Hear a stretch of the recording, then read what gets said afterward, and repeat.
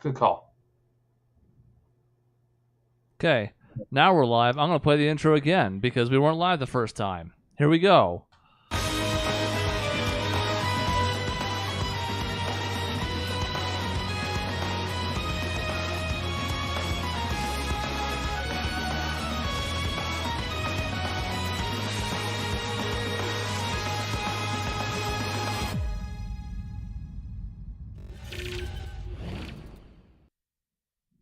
Okay. This is the Team Objection Podcast for October 11, 2022, episode 548. We already tried going live once. It didn't work. You guys missed some sick burns, though, in the first thing. I roasted Dave. Burn I've ever given Sean. Roasted Dave out of his pants. And there's no It was audio, pretty bad, video, but no one's any ever of it. going to hear it now. No, I'm actually not wearing pants anymore. it's lost to the annals of history. So welcome to the show. It's a haphazard mess. There's Frozen Dave. There's problems all over the place. It turns out it's hard to troubleshoot the show when you can't do anything before it goes live. So we're going to fix it in post, except we're not. We're going to fix it on the fly. So let's lock this asset and let's jump in.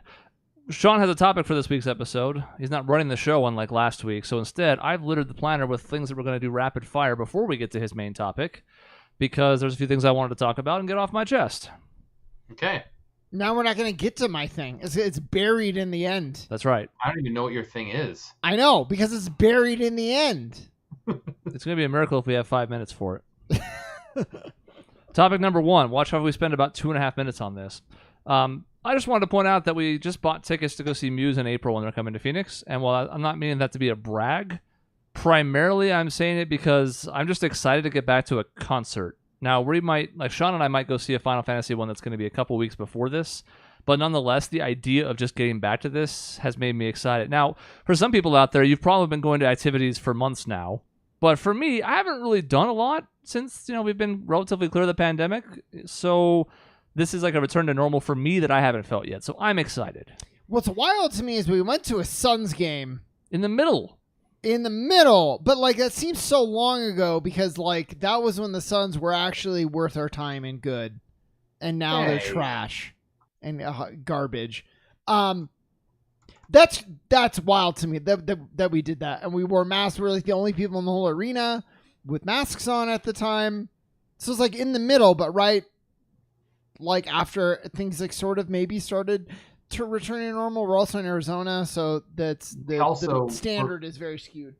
We were also vaccinated, so that was a thing that we cared about, and also none of us caught COVID. I know that's revisionist history and kind of playing money when a quarterback, but still it worked out. Yeah, we got to go to the game, and like you said, one of maybe 10 people of 19,000 that were wearing masks, and we got to watch us lose, which, in retrospect, the rest of the playoffs were great, but the one game we happened to get to go to, our first playoff game, was kind of bad. Chris Paul's arm was hanging limply from his side, and then we got insulted by a fat Lakers fan on the way out, who I think about once every couple months. Yeah. Just thinking I hope he's dead. This is the controversial game that I went to because I was I'm so excited to support the Suns. I'm going to stand up the whole time. And it did not take very long for people behind us to be hey, can you sit down? And I'm we're at a game. Why don't you stand up? That's what I didn't understand. If I'm at a concert and everybody's standing and I want to sit, I just sit down. And it's okay. I understand it's a sacrifice that I make because everybody else is standing up. I'm not going to ask everybody else to sit down. It's just, people don't stand at NBA games unless it's the last 2 minutes of the game or a big play. Well, I was, Dave. I was going to stand the whole time. And if you're the one person in the crowd that's standing, you're the asshole in that instance. No, they can deal with it. It's not I'm 5 feet wide. Just look to the side a little bit. 6 feet tall. There's a big difference. Yeah, but you just look around. That's what I'm saying. You don't have to look over. Besides, I was bending over. I was leaning over the railing too. I'm going to pay money for my seat and have to do this the entire time. We were sort of at the front of the section too, so it was kind of blocked for the entire area. Yeah, you would have really been a hindrance on a lot of people. Oh my God, you guys just aren't fans. That's the real thing. It's Chris true. Watches the most games. Not Fake a fan though. Covering for something, hiding inadequacies. Exactly. So that's it. Maybe I should be able to talk about the concert when it happens because it might be kind of fun. We don't often get to do things that are shared experiences, especially the last 3 years. Feels like the chances we've had where we do something that overlaps. Like we talked about basketball just because, again, it was like, oh my God, we played basketball for the first time after the pandemic. So it felt, big. But truthfully, we only get to do these type of things once or twice a year. So I'm sure we'll have a report in April. Stay tuned for that. It's 7 months from now. Don't worry about it. One thing I will say, it's kind of nice to have the concert coming because I didn't know there was a new album until I'm like, oh, hey, that's the name of the... Oh, yeah, there's a new album. I should listen to that. Mm-hmm. Check out Compliance. Now, if you like Muse's older sound, their more metal-ish, heavy sound, will the people have some of that for you as well? I mean, hell, the first single, Won't Stand Down, was probably up your alley, but I really, really like Compliance. We just need your compliance. So, yeah, we're going to check that out. That's it for that topic. Quick, we're still going to maybe have time for Golden Age, but we're going to have to I don't know, pick it up a little bit. That was definitely more than 2.5 minutes, so I don't know if we're going to have time. Well, we spent minute and 45 of the 2.5 minutes it was supposed to have been talking about you blocking an entire section. That's true. You did this to yourself. Trying to add value. Yes. All right, so next up, I mean, look, if you haven't seen the video, you should, because even if you're not a fan of basketball, and we're not really talking about the basketball aspects of this, it's still just kind of striking to see a situation where somebody gets punched by somebody they don't ever expect it to be coming from. And in this particular case, the Warriors with Draymond Green and Jordan Poole had an incident in practice. We don't know what all was said, but at the end of the day, it doesn't really matter because Draymond Green just punched the ever-loving fuck out of his teammate. And then we're still kind of waiting to hear what's going to happen. He's isolated himself from the team. Lord knows there has to be some kind of suspension coming. But we don't exactly know what the punishment is yet. But in general, what did you think? Because to me, I even told it to Sean off air, but I'll repeat it here just for the sake of the viewers. It's just so much more striking when you see or hear something. We mentioned it with Donald Sterling. Having the audio of him saying the things that he said made it feel so much worse. In this case, you heard about a physical altercation. You heard about like a hard shove, and it turns out you get the video from TMZ, and it's just a fucking cold cock in the face. So to me, it was kind of striking, just being like, wow, like that really does hit harder than you think, literally and figuratively. Well, because you look at like Jordan punched Steve Kerr, right? And I've heard some people compare. It's like, look, it's not a big deal. Jordan did it. Why are we talking about that? First of all, we didn't see it, right? And really, that's the big difference because when you see it, it is much worse. And look, I don't often see people punch other people in a non-fighting setting. This is one of the hardest punches, the most vicious punches I've seen in a long time. It was like top 5. Yeah, absolutely. Just full body. It's so fast. I'm like, dang, I don't want to mess with Draymond anymore if I'm ever have the opportunity. That was vicious. I'm surprised he has survived that punch. I mean, or didn't have like a broken jaw or something. Like, imagine if that had happened where Jordan Poole broke his jaw and he's out for the next 4 months. Oh, yeah. Whoops. Well, apparently he was like a little bit like concussed, right? He was feeling a little woozy, they were saying. Which would be understandable. Or like he hits an orbital bone. Mm-hmm. Like, again, out months. And now it's like, okay, you're going to have one person be suspended for his actions, another miss significant time. Now, some people are like, well, what if it was Steph Curry? It's like, well, first of all, Steph wouldn't be talking trash to Draymond Green. So, like, that's not the type of person he is. But either way, it's like, it doesn't really matter. And to me, honestly, as startling as what Draymond did was, and it's like strike 7 against him for physical altercations in the league, I'm even more surprised by the Warriors' response to it. Because to me, the focus on who the leaker was that got paid for the video from TMZ is deflecting the main issue here, which is one of your dudes punched another one of your own dudes. Why don't you suspend him or something, and then we'll figure out the aftermath of the leaker. Yeah. It is funny to see. To me, it's funny to see all the reactions to everything. It's where it's like people are mad at Draymond. People are mad at Jordan Poole. People are mad at the leaker. It's like, can we focus on the fact that Draymond Green punched his teammate in the face viciously? And the old school guys are like, yeah, this happened all the time. This isn't a big deal. Guys fight in practice. I don't know, man. This was not just a fight. This wasn't pushing and shoving and like a few little punches here and there. And to your point, Dave, it wasn't like, yeah, you get a shove and then you get another shove and the guys kind of go at each other and then some blows are thrown. This was one shove. Jordan Poole, probably thinks it's over. Maybe a shove is coming. Absolutely punched in the face. So he was not expecting it. It's a cheap move by Draymond to just clock somebody. It's bullshit. Yeah, I really don't like it. And I think it's results-based thinking to say, well, good thing he didn't hit an orbital bone. It's like, well, he could have. or he could have hit the jaw. And that action, it's not like, well, you just shoved him, so you're not going to risk big injury. It's like, no, he very easily could have hurt him. And then what? And why are we going to tolerate that as a league and as the team? And just the reactions too, like people. I feel like this is getting a big reaction, obviously, but Draymond himself is not getting the amount of hate that Booker did for saying he didn't want to get double teamed in practice. It feels like Draymond's getting the man, he should have done that, but not like, oh, Draymond's a bitch type of like reaction. I don't understand people reacting to things like this in a way where this is a much, much bigger deal. And maybe that's because it's a bigger deal and people are taking it seriously. I don't know, but it's frustrating because I thought Draymond was a intelligent person. I still think he's intelligent. Man, I've kind of lost respect for him in this instance. It's because what Draymond did was tough, you see. Completely uncalled for. And again, you can almost tell from the video, like, Jordan has no idea this is coming. Why would he? They're teammates. Yeah, you get in the spats, you shove, you yell, you whatever, but you don't expect this.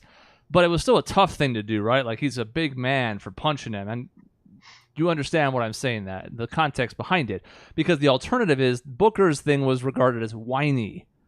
So we're talking about, I really don't like the phrase toxic masculinity, but at the very least, this is the idea that's like, well, he decked the shit out of his teammate. That was a good punch. You can't do it. You can't punch your teammate. But it was a good ass punch. Like, man, he looked strong and cool. Where it's, he's whining about Joakim Noah in a practice. Man, Booker, man, what a baby. Like, it's just stupid. It was a really good punch, though. I mean, I hate him. So it's not like a distraction, but goddamn. I mean, that punch was up there with the baseball one with God, Chris, you're gonna know their names. Bautista and Roughness Odor. Yeah, because that was one of the best punches I've ever seen land in sports. Man, you know what though? So I'm thinking of the Ron Artest one. It actually wasn't him. It was Jermaine O'Neal. I think the running punch. Yeah, where it slipped. This was almost more like devastating than that one. It's like lightning quick.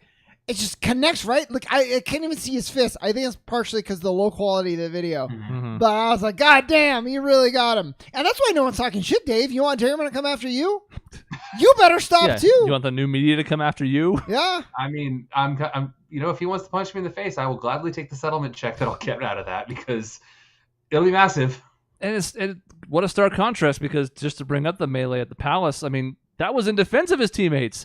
Mm-hmm. Like, there were fans all over the floor, and they thought they weren't safe, and maybe, again, Jermaine went over the top, but he was doing that in defense of his own teammates. Draymond hit his own teammate. Like, what the fuck? Mm-hmm. I do have a question for you guys, though. What would your price be if you were this video coordinator for the Warriors? What would your price be to sell this to TMZ? $50K. Because I heard rumors of what this was. $50K. Oh, I don't know. What was the rumor? Supposedly, people that have worked or know people who have worked with TMZ in the past know that like $10K is the floor for stuff like this, just because they know the traffic they get off is going to be immense. So I would be pushing for like $50K. What was it? The exact figure isn't known. I mean, I know you said you had rumors. I heard rumors that it was only 4 figures. So that flies in the face of what Chris just said. But if it's some 21-year-old intern who's just kind of like, oh, I don't know, and they give him an offer and he's making peanuts or nothing, that might be enough to entice them. If it was, they got a huge disservice to themselves. I can only imagine them walking some 20-year-old who's running, 21-year-old. It's like, hey, I'll give you $5,000 for that video. Done. $5,000? Shit. That's like 2 months of work for me. Okay. Yep. Dang. For the video that could bury the Warriors. Just kidding. Nothing's going to come of it. Clearly, nothing's going to come of it. Isn't that what's frustrating is like nothing yet. I get the taking your time investigating, but like we see it. We saw it. You saw exactly what happened. There's really not investigating to do in this. It's like, Draymond, you need to be suspended, and we need to know how much he's going to be suspended for. And he wasn't contrite, which shouldn't matter, but it kind of does. If you come out and you say the right things, that goes a long way. He didn't at all. He's more mad about the person that leaked it. It's so bad. The rumor that I heard was that Jordan Poole was talking about the fact he was going to get a giant extension, and I don't know if this is true, just rumors, but that he kept making jokes about how he's going to have Jordan's pool and that Draymond wasn't going to be allowed in Jordan's pool after he gets his giant extension. Yeah, which I mean, is the dumbest thing ever. And if Draymond really punched him for just being annoying, joke. That's right. And that's all it takes to get punched. Which could be. I mean, we know that Draymond's had problems being instigated before, so I guess it could be that he has that thin a skin, even though he's won 4 titles now, and probably should be above this, especially at this point in his career. It's one thing when you're a young 23-year-old firecracker, but that's not what Draymond Green is anymore. I just don't get it. So, like, Booker, just because I know him, seems to be able to dish it and take it for the most part. Like, people chirp at him all the time. He chirps back. You know, it doesn't affect him. He doesn't shy away from the spotlight when he's getting talked to. Draymond talks more shit than anybody, and yet seems to have really thin skin a lot of times. It leads him to doing shit like this or cheap shots on the court. I don't get it. It's tough. I have liked the Warriors. I've made no secret of that even since before they won their first title, but this does make me think a little bit less of their organization. Not even just Draymond specifically, but the way they've handled it as a whole, I'm not super impressed.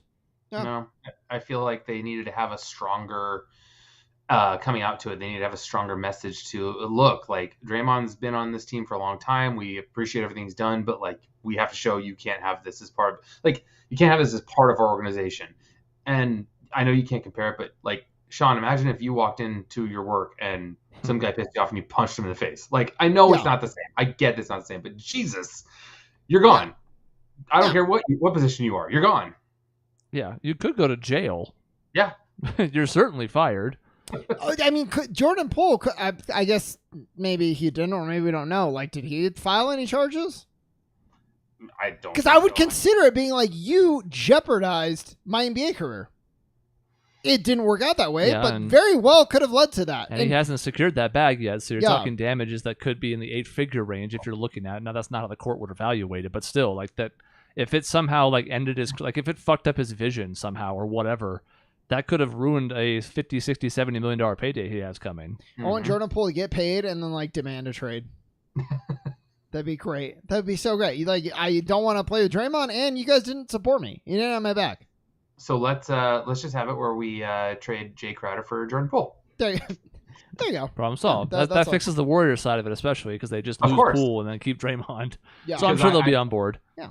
And I can totally imagine Jay Crowder and Draymond Green never, ever, ever having spats of some way, shape, or form. Dave, I have a question. So speaking of the NBA, I often think about what would happen if I was able to go back in time to when I was like, I don't know, like 6 o'clock. I've talked to 6 o'clock, 6 years old. I've talked about this on the show before. Like 2 hours ago? And like, what I would do? Well, how would we do things differently, right? But I had a question today. So there's a lot of things like bringing in moves and the way of approaching the basketball game, right? Like if my high school coaches knew, like, yeah, we should really be shooting more threes, for example. It works out unless we're just like awful, but we're a pretty good 3-point shooting team. The issue that I'm having is, do you know of any way that I could have gotten taller? You know what I mean? If I could go back and like up my nutrition so I get like to be like 6'3" or 6'4" instead of 6'1", that could be huge for me. I just want to see if you had any thoughts on that. You could buy a couple of bits of rope and a couple of horses, tie your hands. No, come on, Dave. This is a serious question. No. Really? Do you think it's purely genetics? I did some research. They said it's like 80% genetics, 20% nutrition. But I think the nutrition is basically like if you're malnourished versus like moderately nourished. I don't even think it's a difference of like moderately or extremely. You know what I mean? That you couldn't have like eaten more and been like, well, if I would have had that extra cheeseburger, I'd have gotten that inch. No. Because I eat like trash, and look at me. I mean, that's true. I was a garbage can in high school. Yeah, but maybe you could have been like 6'8" or 6'9" if you had eaten better. I mean, I guess, but I was supposed to have been 6 foot according to what they guessed when I was born. So I'm already kind of punching above my weight. You got guessed when you were born? Yeah. I didn't get guessed when I was born. Does everybody get guessed when they were born? I don't know. Nope. No. Oh. Supposedly it was when I was like 1 or 2. So it made me think about it. Like we watched Steins Gate, and the one character like the mom ate like more red meat or something and changed the gender of the kid. And I'm like, well, maybe if I eat like, I don't know, something, I'll get taller. Mm-hmm. That's not how that works. Well, but it could. No, you don't know. How many times have you tried it, Dave? Go back, completely change your upbringing. Actually, serious topic. I guess it's really popular in tech right now because of COVID. People are getting leg lengthening surgery. Have you heard about this? Mm-hmm. I mean, I've heard rumors, but what is it? No, actually? It's not even rumors. It's like really popular surgery now, especially men in tech. So you break your femurs, Not like you. You go in, they break your femur, they put in these like metallic rods that increase incrementally, slowly over a period of time, and it's supposed to get you like, I don't know, 4 or 5 inches. And I will admit to being somewhat interested, but then they were like, so small side effects, you definitely don't want to be an athlete of any kind because this will completely ruin your athleticism. It's like, so kind of defeating the purpose. Well, I guess that's not so cool then. That was, but I think they did in a movie called Gattaca. If anyone remembers that movie from a long time ago, they did that exactly to the main character. Sawed his legs off, put rods in, made him taller. Gross. Yeah, I mean, I would do it if it didn't completely compromise all athleticism. Like that'd be cool. I just imagine they, put your left foot on your right and right on left all of a sudden, and you're like, all right, I'm going to play basketball now. Oh, no, what's wrong with my feet? It would also ruin your handle because now you're dribbling from a point like 6 inches above what you're used to. Yeah, but like, you can get used to that. I admit, at first, really, I could not just like show up to the red shirt NBA tryouts the next day. It's going to take a little bit. Especially now that there's like 7'6" players who like that Wembayamba guy. Mm-hmm. My God. Yeah, I mean, it's tough, but I was intrigued, Dave. In my dream, I want to show up to Luca and be like, hey, Luca, and I have an accent now, you little bitch, and I want to play him. If I could be 6'7", too. He's like 6'7", 6'8", right? Sure. Somewhere around there. I could be fat, beefy like Luca if I was 6'8", and it's never going to happen. Let's talk about a movie. Yep. We're moving on from Luca. We are, yes. Because now that entire last 5 minutes is Sean's fault. So again, I'm not going to suffer any deductions from the final segment. When we can't talk about Golden Age, it's going to be your fault, Sean. That's right. We're going to have to table it for next week, which is going to be really awkward when that was the focus of the title of the show. Yeah. Let's talk about a movie that Dave's going to see because he's going to be forced to go by at least one of his children. The trailer for the Mario movie finally dropped. It was delayed a few weeks before it was finally put out as part of like a miniature direct from Nintendo. And my takeaways are twofold. One, unsurprisingly, for anybody who doesn't, like, for some reason hate Jack Black for no reason, Bowser looks like he's going to steal the show. And I don't think there was any winning for Chris Pratt. I'm not a big Chris Pratt fan, but I don't know what he was supposed to have done. People wanted more Italian, which is then probably not the best because it's going to sound like a stereotype. But maybe they didn't want anything, but then he just sounds like Chris Pratt. So I'm not really sure what it was supposed to have happened in that trailer, but it was still underwhelming. I think he's going to have a slight Italian act. Like, you can almost hear it a little bit when he's like, it's time to go to the Mushroom Kingdom. It's mostly Chris Pratt with, like, slight Italian. Yeah. That's my guess. Which is probably fine. Fine. I think I'm not like a Chris Pratt defender. Although it's gotten so bad, I'm almost like, maybe we can take it easy a little bit. I kind of am too. He's almost paying for the sins of his church, which is a weird attack on him to me. I read an article that was like, what's up with like this website defending, I don't know, something like unassuming white guys. And I was like, what? It was very strange. Anyways, I think he was still in a losing position because I hear it and I'm like, why couldn't we just do the Mario actor? And I know it's like people have been saying that since this was announced, but I hear it now and I'm like, yeah, I really could have just done that. I have a hard time just hearing the voice on the preview. It sounded like Linda Belcher from Bob's Burgers, and I'm not going to be able to unhear that. Yeah. Because I heard just that sound. I'm like, oh, that's the guy that does Linda. Great. But I get it. Like, I get that you can't have the Italian voice, but it's also like, it's almost the same thing you run into with The Simpsons, where it's like, this has been an institution for so long, and these were things that you wouldn't start today, but they're around, so people are familiar with them. So yeah, you're in a no-win situation. But the one way you probably could have done it is just bring back the voice actor who's been doing it all along, because yes, it's offensive, over-the-top Italian. Although, like, it's like not cartoonish, so it's inoffensive in a way. And I saw people that were making the argument of like, well, I mean, it can't just be Mario going woohoo and like let's go the whole movie. And it's like, well, it wouldn't be that, you fucking idiot. Yeah. What a dumb fucking argument. Because if Chris Pratt only says that the whole movie, it's also going to be terrible. Yeah. What are we even talking about? Like, Charles Martinet is classically trained. He's been in movies. Yeah. Now, the easy counter argument to this is, well, nobody knows who the hell that is outside of Mario fandom, and obviously the goal of this is to reach a much broader audience than that. But it doesn't matter. You could have still surrounded him with all these other familiar names and been just fine. I'm pretty sure the voice is recognizable enough, right? Like, Yeah. just going, let's go. Like, people know that. At this point, who's going to go see the movie, like, because of Chris Pratt? I'm Yeah. sure there's, like, a sect of, like, Proud Boys that are like, yes, and they're going to pre-order the movie. But other than that, it's like, it's Mario's voice. And if you like Mario, you're probably going to be kind of jazzed that this is what you grew up with or how you know him or whatever. I think once you get in to watch the movie, like the first few minutes is going to be jarring because you're going to expect that old Mario voice seeing the character. Because, I mean, the graphics on this look like video games. So I think they're doing a good job as far as giving a homage to how the video games look. But then once you get over you hear the voice, you're like, oh, hits my ears wrong. And then you get used to it. And then now it depends on what the plot is and if the plot's any good. Which, I'm not expecting huge things, but my takeaways besides Chris Pratt and just the look of Mario feeling slightly off to me, it kind of looks like Fix-It Felix, which a little, yes, is sort of kind of a Mario ripoff in the first place, so it's kind of weird that we've done a full circle. But the other things, thought the humor in the trailer was pretty good. I'm not expecting this to be uproariously funny, but I thought the opening scene with Bowser and the Penguins was pretty funny. Not again, I mentioned in the beginning, Jack Black's going to kill it as Bowser, a criminally underrated actor. And, like you said, the graphics look great. Like, this looks like a major motion picture, and that's good to see because, maybe they can tweak something visually if they can improve Mario a little bit. We saw what happened with Sonic, which obviously was an influence on this in many ways. So there's still time. That would be a big undertaking, but I'm more optimistic about this now than I was before the trailer, even though I feel like Mario is still a bit off. He does look a bit off. And I saw somebody like correct it, and the correction looked much better.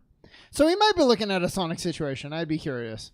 I mean, it's good that they can correct it, but again, it's all going to come down to this movie could look great, and then if it's just vignettes of Mario levels, I don't know, it wouldn't work out very well. So it all depends on what they're writing, what the plot is. Yeah, but we could have said the same thing about Sonic. I guess the difference is Sonic ended up in the real world, so the setting wasn't like, oh, we're going to be on like whatever the hell stays, like Oil Ocean. What are we going to do in Oil Ocean for Sonic? Well, it didn't matter because we're in the real world. Yeah. So there's a little bit of danger here going to the Mushroom Kingdom, presumably, but I think there's enough worlds and stuff they can borrow from. It'll still be interesting. I kind of agree with Dave, but I also kind of disagree because you could have said like, well, like Sonic, ugly Sonic's ugly, but let's just see what the plot is.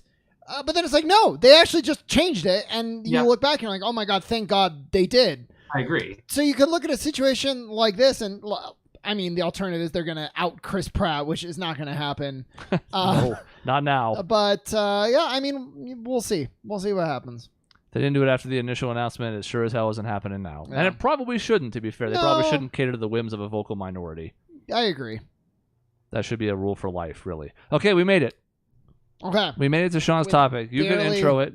We're right at the halfway point. It's smack dab in the middle. So the rest of the time is devoted to this. I just know, so there was a lot of people, Dave especially, are down on TV right now. They're annoyed with the streaming services and how we're just emulating what used to be what the problem was 10 years ago, which is you have these cable bundles that are so expensive. There's so many channels you don't need.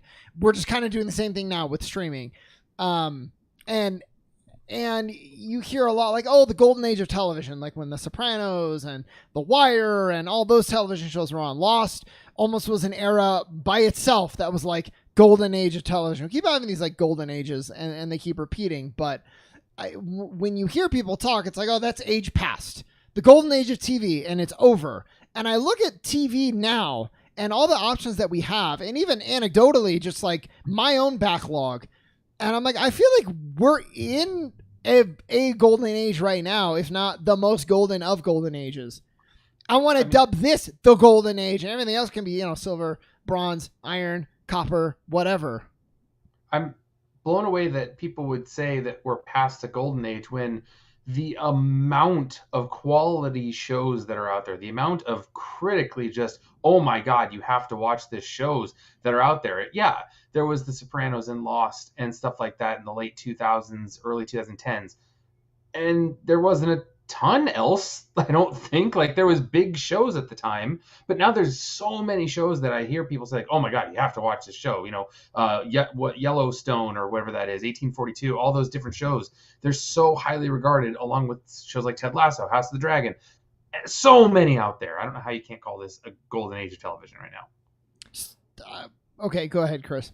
I tried to think about this in the shower because I was like, part of me is just going to kind of go through this and let the argument sway me on which era I think is the best. But I was like, well, I can't go into this blind, so I'll put some thought into it in advance.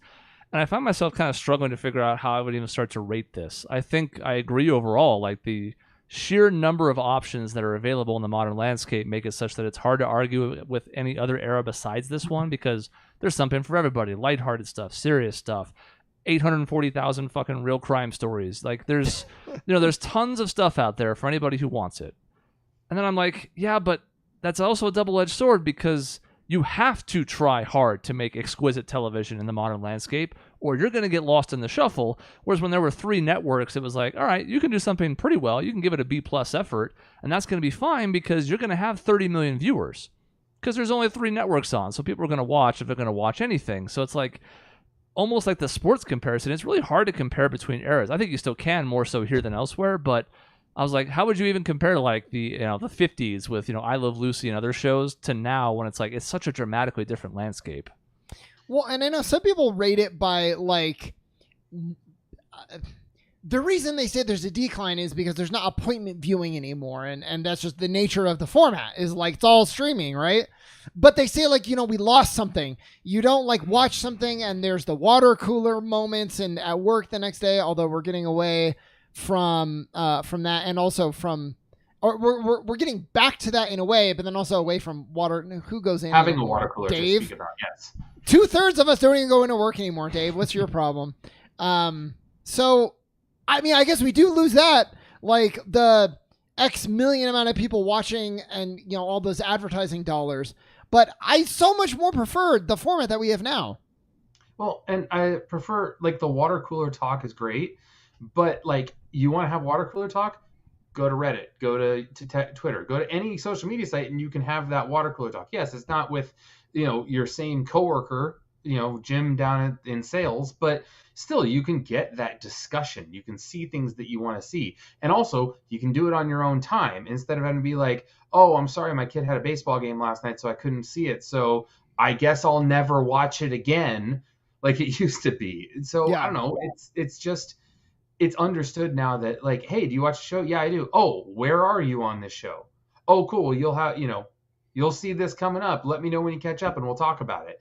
And I feel like people are okay with that now. So I don't have a problem not having water cooler talk. Yeah, I mean, right. And so Jack Rock says that the 80s were the golden age. So, so I'm glad somebody, at least if I brought up this discussion, everybody's like, no, it's pretty easy. This is the golden age.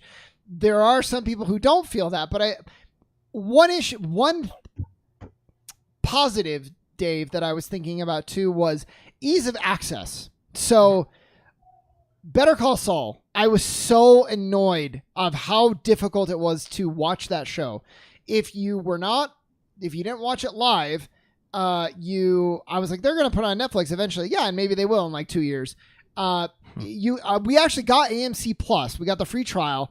It was past the point where they were airing the early episodes. So with AMC Plus, their own network's fucking Plus service, still couldn't watch the show. Mm-hmm. And I was so annoyed and so bothered. And I think back of like 10 years ago, if you missed the live airing and you didn't record it, then you're just out of luck until you buy it on the DVD set. So like even the most inconvenient thing I can think of this day and age is better than how it used to be. And we got it on Amazon Prime. And you could have bought Amazon Prime. You could have pirated it. Like there's all sorts of things that you could have done. I will say as a side tangent, AMC, I am so glad Better Call Saul is over. So I never have to touch that stupid app again to my phone, Apple TV, anything. It's the most horrifically run app ever. And I am so glad that I'm done with it. Yeah, no, I agree. And you look, so the other thing is like, I look at special effects. You can get a good show without good special effects. It's fine. And Dave, you almost more than anybody probably are testament to this because you used to like Star Trek, right? Still do. High concept, low budget. Mm-hmm. And the stuff Jaguar's saying in the 80s, same deal. But then I look at a show like The Rings of Power and you see the budget in every shot.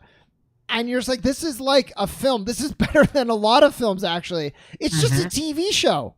And it's not just like the special effects, it's the camera techniques, it's the way that it's the cinematography, the locations that they go to. They're not just in like one little set and they have to like do a green screen for everything. They're actually on these locations that with the budget normally reserved for film. It's amazing. And it's just a TV show. It's always amazing how much money flows into TV shows nowadays almost, where it's like, how is it that Game of Thrones can have these exquisite sets and violent scenes and things, or any Star Trek show nowadays has such huge special effects. It's kind of crazy that much money can go into TV shows nowadays, when it was reserved for film, despite the fact of the viewership is the fraction of what it used to be. So advertisers are paying a fraction of what they used to in these things. But I guess they have other tie-ins that allow them to make money through different avenues.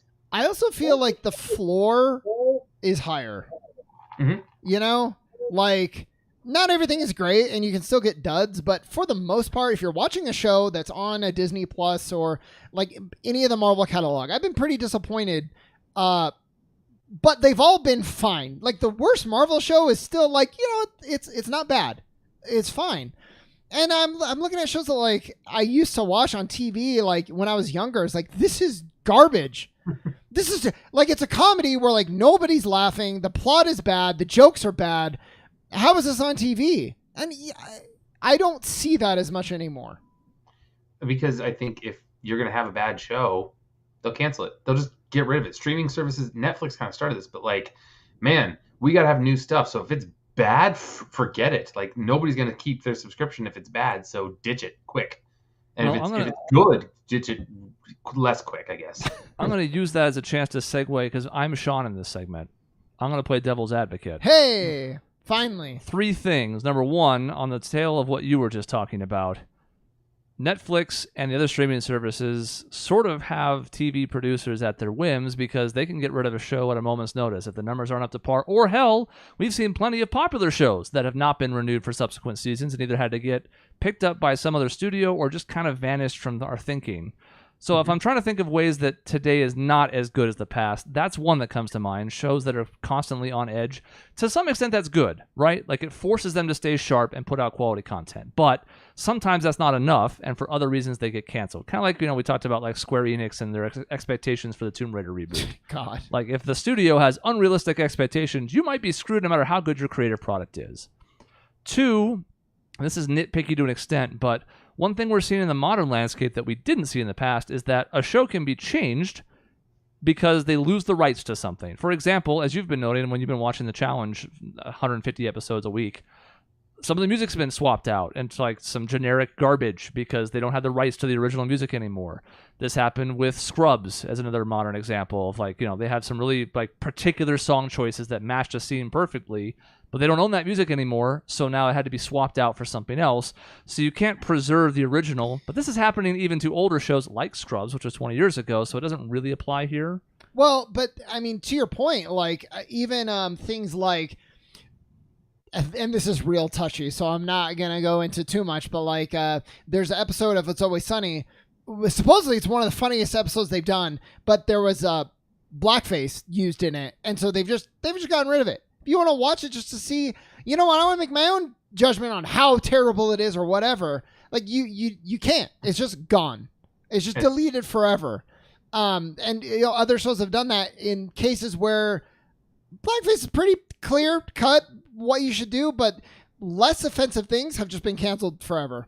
The Simpsons on Disney Plus, just the episode with Michael Jackson in it, gone, does not exist. Yeah. And yeah, there's controversy there, but like, why? Like, it's just gone. It's crazy to me. And so like a whole generation of people who rely on that's, I mean, this almost leads into a different discussion, but like at least DVDs preserved the time frame. Streaming now, if you rely on nothing but streaming, you're only renting it and they can change it whenever you want. And then it's almost like a Mandela effect type of deal where it's like, well, this is what it shows me here, so I guess that's what the truth is, and they could kind of alter what it was in a weird way. Well, let's follow that ley line for a bit because it also kind of fits this same argument, which is HBO Max just recently took a bunch of shows off of its platform. Those shows no longer exist anywhere. Yep. And there is no like or like print or whatever you want to call it. I think print because newspapers, but there's no like hard copy. There's no tangible thing that you can be like, and I'm sure somebody has that somewhere at a studio or whatever. Like, I'm sure there's backups, but now it's like, well, the whole idea was like, well, you have limitless space. You know, it's all out in the cloud, right? Everybody loves the cloud. So now if you just removed media, now forget whether it's censorship, which as you said is its own debate. Now it's like whatever show you thought you wanted to watch, it's gone. It's like it didn't happen at all. So I think there are some pratfalls to this. And then to me, the final one, and this one that we can't even really argue about, but I think it's worth noting, is how much of this is going to stick? What of this is going to enter the zeitgeist in a way that like Seinfeld did for its generation, where some people will still quote that show incessantly. They're all a little bit older than us, but there was a generation of people that loved that show and still reference it to this day. Early Simpsons, for like me and Dave, is an example of this, where there's, we can quote 350 different lines from the first few seasons because they all just resonated with us.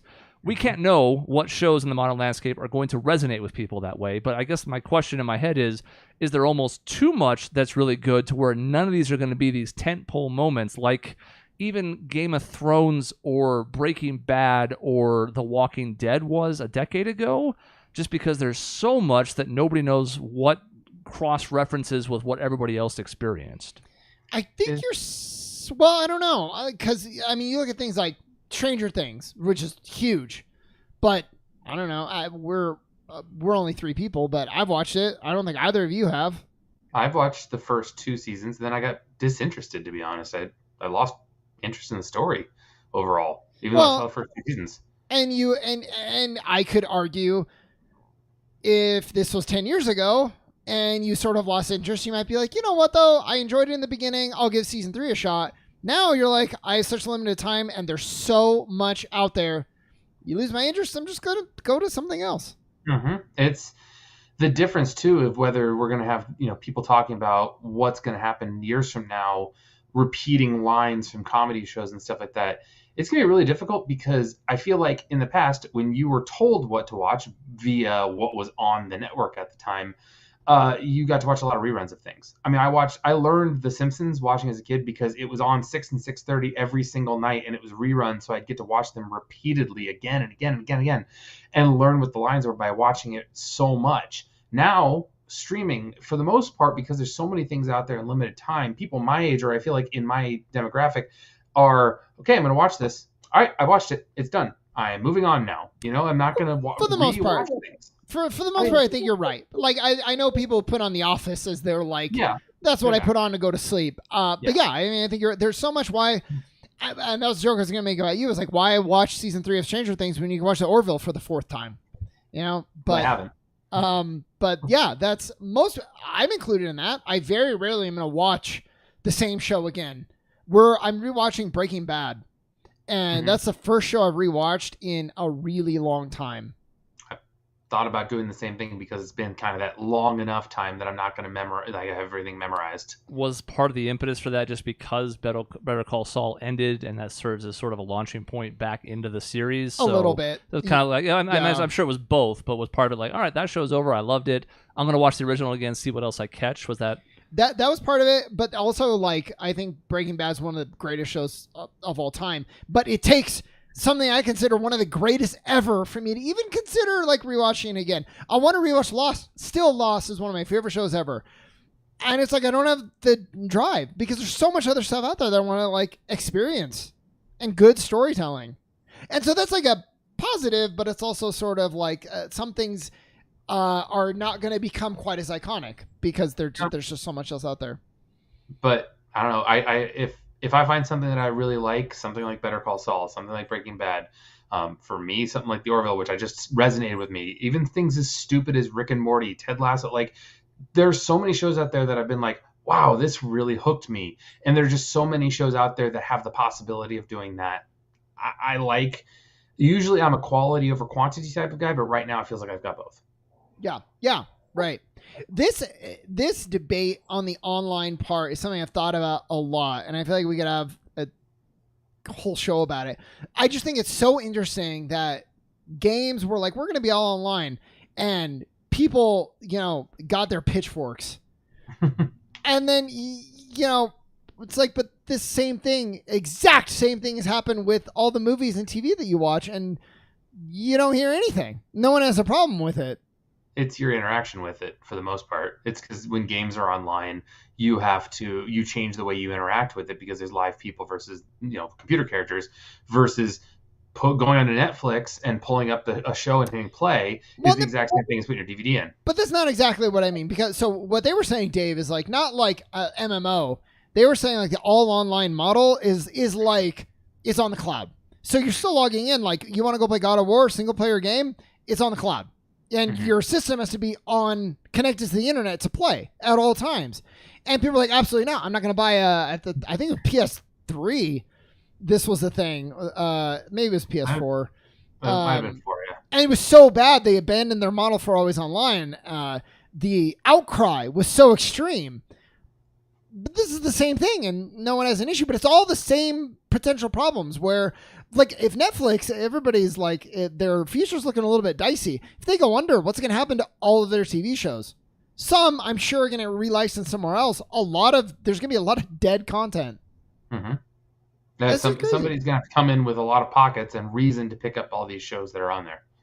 Yeah, but like some are going to die, right? I mean, it's just like they're not all going to get picked up, and so, that's what we live with now. Is you don't own it; it's not yours.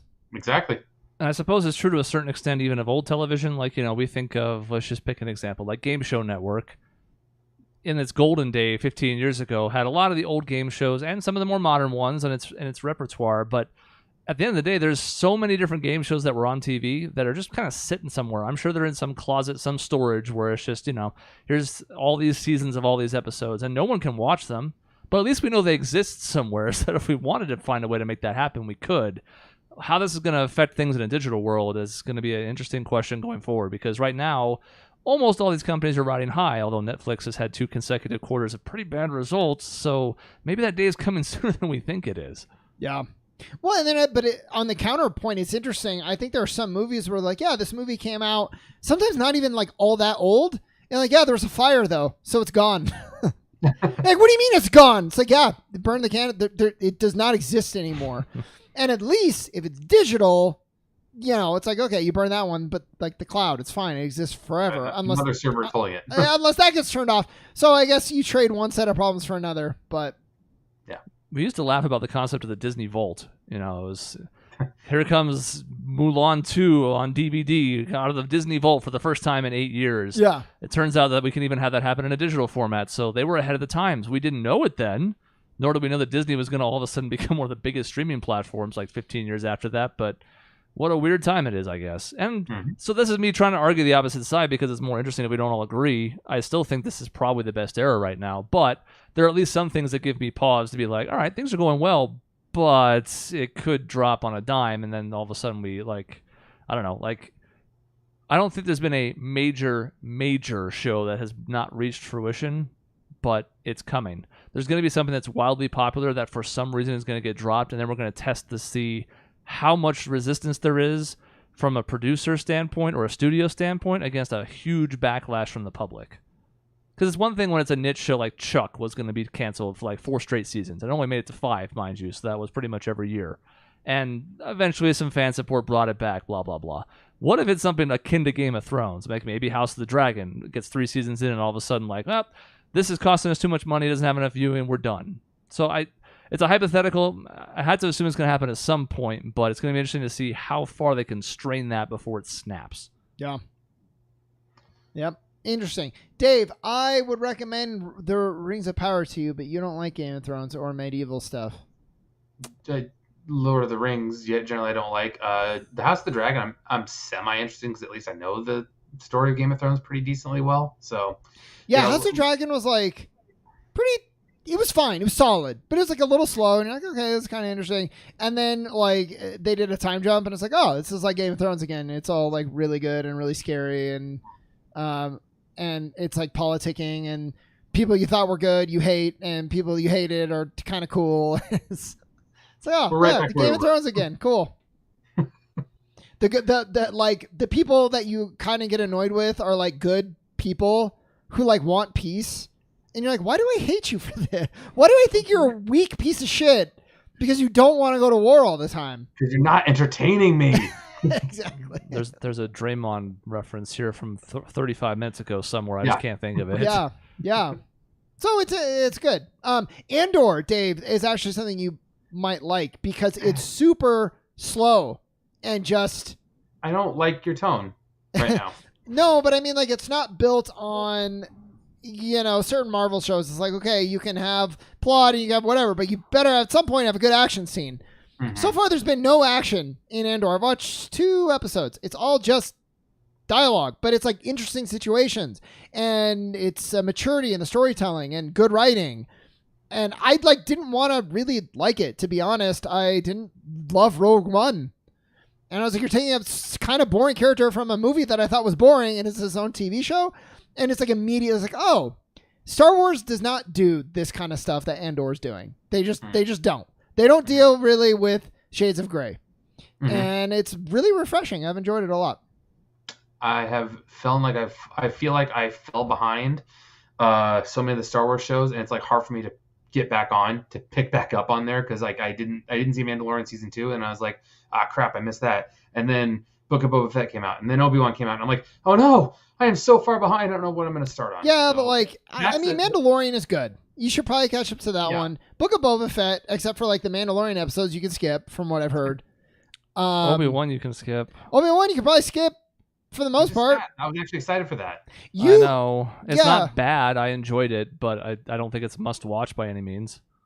At some point, I'll get really into the critique of all Disney Plus shows, but now is not the time for it. But it suffers in the middle. It's boring and kind of sloppy a little bit. The end is good, though. There's actually a cut out there that just shows you, like, here's what the show should have been. I think it's like 2 hours, and it's like apparently it's really good. But I would say like Andor and Mandalorian are the 2 that you should probably make time for. Mandalorian. Yeah. Mandalorian. I guess that kind of speaks to the greater point of like bolstering the argument why this could be the golden age, though, is like Dave said, you fall off the wagon for a minute and all of a sudden like the whole stampede passes you by because there's so many interconnected shows and all these things that are really good overall. But I guess it kind of even goes back to the MCU thing we talked about a few weeks ago, where it's like maybe there is a point where now you feel like you've fallen too far behind, so you give up. Here's the thing I would like to see. I like that episodes have decreased. This is a current day and age thing. Standard used to be like 22 to 24 episodes in a season, even for like an hour long. Way too much. We can start taking down the times, though. A lot of shows are edging into like 75-minute episodes. That's too much for TV. Mm-hmm. Unless you're like, here's the finale, we're getting a little bit of time.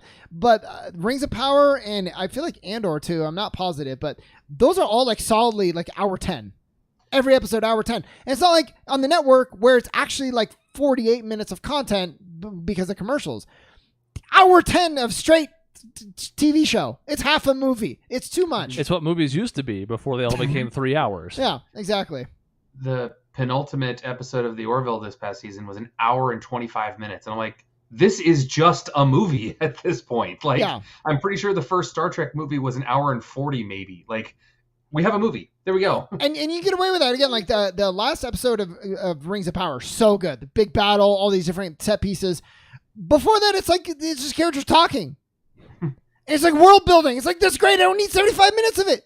Yep, I get it. And I'm glad that shows are no longer beholden to that strict format of either the half hour or the hour, where it's like, not only do you have to plan for 22 or 48 minutes, depending if it's a half or a full hour, but also you have to structure around commercial breaks. And, comedies are having to do like cold outs and ins from commercial, sometimes repeating the same line as you come out of commercial. Like, I'm so glad we're not beholden to that anymore. But now I think people have taken that freedom a little bit too far. Yeah. Because now it's not just, okay, you can be 22 minutes or 28 or 33 or 35, whatever your story needs. Now it's like, well, we can go as long as we want. There's no boundaries. It's like, maybe there should be. And I'll argue one of the reasons the last season of Game of Thrones was so bad, there was a lot of them. This is one of them. Episodes got so long. I don't remember now. I want to say they started getting like 1.5 to 2 hour long episodes back to back, and it was too much. So if they were episodic, you get to like episode 5 or 6 and all this big wars happening. Like, that makes sense with the pace of the season. Episode 3 and we've killed the White Walker. Like, we're done. Even though it's 2 hours, it felt wrong. The pacing's all messed up. I would like to see this trend reversed. Yep. So it's not the golden age of television. I mean, but it is too many flaws. It is still, but there are a lot of flaws still. There are some things we can work on. Alrighty, look at that. Fit it into a half an hour almost perfectly. Yeah. We're good. We're experienced. Professionals. Yep. So, looking ahead, I guess I can click to the slide. I haven't had an overlay in so many weeks, I've forgotten how to use it. Oh, god damn it. We're doing a Suns preview. Suns previews next God week. damn it, piece of shit. Night before the opening game against Dallas of all Which teams. we're going to lose. I love that Sean hates the Suns now. It's just, I kind of do. He's a scorned lover. I always love them, right? But I'm so sick of them now. Well, we're going to say that for next week. But it's going to be interesting because, as I kind of talked about with Sean off air, I have no idea how many wins I'm going to predict for them. And I think in past seasons, we've all been right around the same number because we're all pretty devoted fans and we have a reasonable sense of our team. You could put a number between 45 and 62 out there, and I'd probably be like, yeah, if certain things happen, that could be the way the season goes. So I don't really. And some people might even argue you could go like 40, but I don't think this is a sub 500 team no matter what happens. The point is, a lot of uncertainty, most of which is bad as we head into this season. In some years, it was like, okay, it's uncertainty in a good way. Like, are these players going to get better? So when you listen next week, just know that we're going to be feeling this out as much as anybody else because I have no idea what my number is going to be. I need to go look at the Vegas line and kind of ruminate on how I feel about it. But I'm going to feel through it on air live with everybody else. So that's next week. I will feel through it. And the feelings will be anger. That's right. And hatred. So that's next week. The week after that, no show. No show the 25th. We'll remind you next week as well. But no show October 25th. And then there will be a show in November. I don't think it's going to be trivia because I don't think I'm going to be coming back like Monday night and then it's the next night. And then there's going to be no show on election night, the 8th, because Dave's going to be in New York and I'm going to be fucked. So you're going to get a break from us coming up. Yes, we're going to have a couple of weeks because we haven't really missed that many this year. I think just the one because we were going to be because I even put an episode to air when we were in Phoenix in May. So I think we've missed like one. We're going to have a couple coming up and then there's going to be another one towards the holidays. But hey, you get what you pay for. You've paid us nothing. I'm not asking for anything. I'm just asking for leniency because we have a lot of stuff going on. We need to put the podcast behind the paywall. That's right. $100 if you. That's so what we desire. need to do. Please go to onlyfans.com/objection network. We'll have the Firefighter calendar and episodes of the podcast in a premium format. Yeah. Let's see. I'm going to open up my private browser. Onlyfans.com. Okay, it's taking too long. I can't wait for all the porn of Phoenix Wright that you're going to come across. That's going to be phenomenal for you. That's the end of this episode. In between shows, you can find us on our website, objectionnetwork.com, or here at youtube.com/objectionnetwork. Even the week that we're off for the show, there's going to be new videos going up. It says sorry on Dave's screen. The page is not available. I'm stunned and shocked. We can take it. It's ours to take. It's an opportunity. Yeah, we branded for all the stuff like Twitter, which we don't even use, and Facebook, which we don't even use. But we didn't think about OnlyFans, so it's good to know that we still have that option. It's still there. We'll see you next week.